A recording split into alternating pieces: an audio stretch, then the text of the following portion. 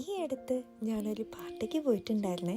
അവിടെ വെച്ച് ഒരു പുഡിങ് കഴിക്കാൻ ഇടയുണ്ടായി. ഭയങ്കര ടേസ്റ്റായിരുന്നു അതിന്.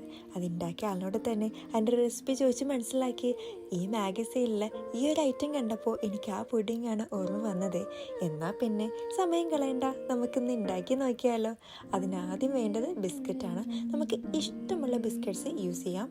ശേഷം ബിസ്ക്കറ്റ്സ് പാലിലോട്ട് ഡിപ്പ് ചെയ്ത് സോഫ്റ്റാക്കി പൊടിച്ചെടുക്കാം. ഫൈനായിട്ട് പൊടിച്ചെടുക്കാൻ ആഗ്രഹമുള്ളവർക്ക് അങ്ങനെ ആക്കാം. പിന്നെ ഒരു ബൗളെടുത്തിട്ട് ചീസ് ക്രീമും ഡബിൾ ക്രീമും കൂടെ വച്ചിട്ട് നല്ല രീതിയിൽ ബ്ലെൻഡ് ചെയ്തെടുക്കാം. അതിന് നമുക്കൊരു വിസ്ക് യൂസ് ചെയ്യാം. ഇലക്ട്രിക് വിസ്ക് ഉണ്ടെങ്കിൽ കുറച്ചുകൂടെ നന്നായിരിക്കും കേട്ടോ. പിന്നെ നമുക്കൊരു ട്രേ എടുത്തിട്ട് ലെയേഴ്സ് സെറ്റ് ചെയ്യാം.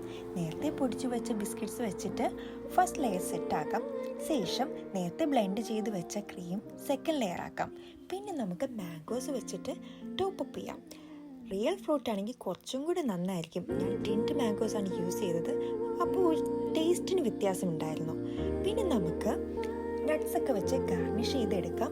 എന്നിട്ട് നമുക്ക് ഫ്രിഡ്ജിലോട്ട് വയ്ക്കാം. ശേഷം കുറച്ച് മണിക്കൂർ കഴിഞ്ഞിട്ട് നമുക്ക് പുറത്തെടുത്ത് കട്ട് ചെയ്ത് കഴിക്കാം.